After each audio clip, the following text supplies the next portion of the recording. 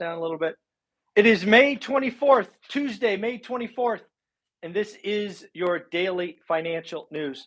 First and foremost, folks, thank you very much for watching the channel.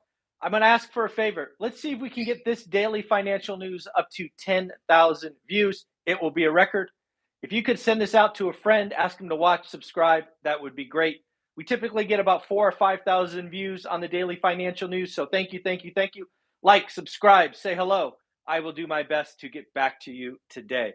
So a couple of things to talk about. First and foremost, Snap had a pre-announcement yesterday. What is a pre-announcement? That is when a company that comes out and says, hey, you know that forward-looking guidance we gave you 30 days ago? Well, we got to change it. And we're not changing it in a good way. We are saying business is falling apart. What is interesting about the pre-announcement is yesterday, while Taylor and I were talking during our expert series, I actually highlighted that pre-announcements are coming. The video will come out today. You'll be able to notice the difference because I have a different shirt on. We recorded it yesterday. It posts today. So again, pre-announcements, Snap. We are going to talk about Snap in more detail in a minute. But what is important is what we have already seen in the market is PE compression. We've gone from 26 or 28 to 18. We are going lower. But now what we are going to see is earning cut after earnings cut after earnings cut. More pain ahead. Snap pre-announcement. Also on Snap, what does it mean?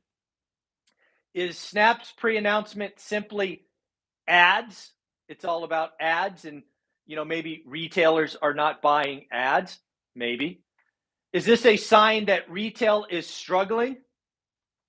Maybe. See Abercrombie and Finch's earnings today. Yucky. Is it a sign that the overall consumer is retreating? Maybe. Is it a sign that business going forward for the next year or two is going to be messy? I think the answer to that is yes to all of it. I've been telling you winter is coming. Winter is here. It is about being prepared, taking action, and really making some great moves. I believe in recessions and bear markets, it is a time to make life-changing wealth. It has just started. Don't be in a rush. Don't catch the proverbial falling knife. Next, real estate FOMO. We have had FOMO on the buyer side for 2 years. I've been talking to more and more agents recently, and now it is flipped. We have FOMO on the seller's side. As investors, as home buyers, use seller FOMO to your advantage. Some of these sellers have what I call wish pricing, and they're not really sellers. They will say, hey, if my home sells for $500, I'll take it, but I'm not taking $499 as an example. Don't worry about those sellers. They will eventually list and take it off. Nothing will happen. You and I need to find that seller that's like, wow, I just saw my stock portfolio crash. I just saw this. I just saw that. I need out. I am scared. I am nervous. I have to move for my job. Our job as investors, for sure, and I would argue home buyers, is to get the best deal possible. And if I've learned anything over 22 years, the best deals come from motivated sellers. Motivated sellers were impossible to find for 2 years. Your job as an investor and somebody that follows me is to find those great deals. One more time, we are only doing great deals this year. Have fun. I'm hearing from you, all of you. You are doing amazing deals, and I'm so proud of you. Next, Twitter. I think the Snap pre-announcement made the Twitter deal dead. My opinion, Twitter is obviously a business that is based on ad revenue, like Snap. I believe Twitter is running headlong into a mountain of bad information, and they just lost their hope. Ad revenue is going down. When a price of $54 is put on a business and the business crumbles, you're going to get a lower price, or as I expect, walk away. Add on top of that, you think there's 5% bots, somebody else says 25% bots, and you have no reason to fight the bots because you're paid, your deal's dead. Your business is frankly broken. So I expect Snap pre-announcement to cancel, blow away, run away. The Twitter deal is dead. I don't think Elon Musk buys Twitter. He certainly won't pay 54. It might be 34, but I think it's dead. And then we have Cathie Wood. Cathie Wood is somebody I follow because her view is frankly completely opposite of mine. Something you will learn about me in the daily financial news is I read the other side on purpose. I hate tunnel vision. I hate having internal bias, right? The last thing I want to be called as is Peter Schiff. Peter Schiff has been saying buy gold for 20 some years. Well, Peter, you were right twice. It's not always been a good time to buy gold. I don't want to be that person, so I read the other side. But when the other side says things that I don't see, it causes me to question. Cathie Wood said she expects inflation, CPI, to be under 2% this year. What? Are you serious? This year? I could think maybe next year, but she is saying this year. Then she goes on to say that inflation will go negative and we will have deflation.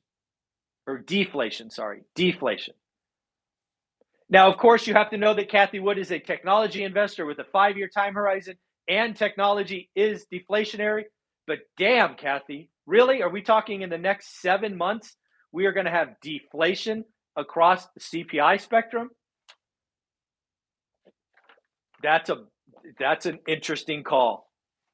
And then finally, remember, we are doing something in the course to give more value. I am hosting a Zoom call 9 a.m. Saturday for all of my students. We are going to talk about a buy box. I have 2 of my students already agreed to share theirs so we can go in depth. My hope is we talk to share 10, 20, 30 of you. My intention absolutely is to record the video. And then, of course, I will post it in the course if you do not have time to watch it. All of these things I do is because I want to go deeper. I want to answer more questions. I want to do it once and then post it for all of you to watch. We have thousands and thousands of students. I don't think maybe 50 to 80 of you will come on Saturday. That would be awesome. But thousands of you will benefit from Saturday's discussion. If you want to be in that discussion, we are starting with the buy box. Buy the course, How to Get Started One Rental at a Time. Start doing the work. It will be a lot of fun. Next, the All-In Podcast. The All-In Podcast. They came out with a great video yesterday, or a great show with I think they called them the 2 BGs, something like that. Anyways, 2 great guys, big investors. And they talk about basically assets going back to trend. I think the biggest quote, let me see if I wrote it down. Oh, yeah, here it is. For the last 2 years, we have had a market based on cocaine and Red Bull. I thought that was a great line. I wish I remembered who said it. I'd give them credit. What we are seeing now is the great reset in asset prices, in companies, in private companies, in marks for public companies. I couldn't agree more. When you look at the chart, that 2 years of $9 trillion of meme stock investing and stimmy checks and pay you 75 grand to stay home. It is 2 years of cocaine and Red Bull, and the party is over. The hangover is here. That was a very interesting discussion. It also helps me question myself. Remember, we talked about Whitney Tilson yesterday. It is very clear that the All-In crew thinks that inflation will fall faster than I do. So I have to think about this opinion. I still think inflation goes up next month, but there's a lot of very smart people that I look for and trust that think inflation will go down. So June 10th is going to be an interesting day. Bank of America CEO had a very interesting stat. I love listening to bank CEOs when they give data. Here is one for you about the consumer. Bank of America said pre-shutdown, pre-COVID, they had bank accounts that averaged $1,000 to $2,000 now have $4,000. So that customer base, their average savings doubled. That's a good thing. Customers or clients that used to have $2,000 to $5,000 in cash or in savings now average $13,000. So again, I look at that and I say, maybe the consumer is stronger. Maybe there is a reserve. But then I also step back and go, what else can cause the savings to increase? Obviously, free money. Put your stimmy check away. Don't touch it. I hope for, pray for, wish for everyone did that. You and I both know the chances are very small. We also cut our expenses. We did this needs versus wants. We stayed home. We didn't travel. We did staycation. That is real savings as well. We weren't driving to the office. Again, savings. So maybe the consumer is in a better spot. Or what we have seen is people that used to be in crypto or in stocks sell out. They're scared. They're just keeping their money. It is very interesting to think about the consumer because the consumer is who I follow. Consumers drive the economy. Consumers, when scared or afraid, can single-handedly cause a recession. So what else did we get? We are having more and more tech companies do exactly what I told you was coming. They are laying off. They are adjusting their burn rate. Company called Klarna. It's a Swedish buy now, pay later. Klarna, I think. They are cutting 10% of their headcount. They are reducing their overhead. And they are doing what's called a down round. What you are going to see is private companies who don't have cash. They are going to lower their burn rate and have what is a down round. Last time their valuation might have been 24. Now it'll be 12. There is real pain coming to private companies. Anything else we want to talk about? Lots of stuff. Oh, let's answer this final question. I've been asked, when does the pain stop? Near as I can tell, the pain stops when bad news equals good news. So for example, somebody comes out with a pre-announcement in 4 months and the market goes up. That is an example that we have finally put in a bottom where bad news actually is good news. I don't see it coming. I think we have a whole earnings cycle of pre-announcements and earning cut. The consumer is not great.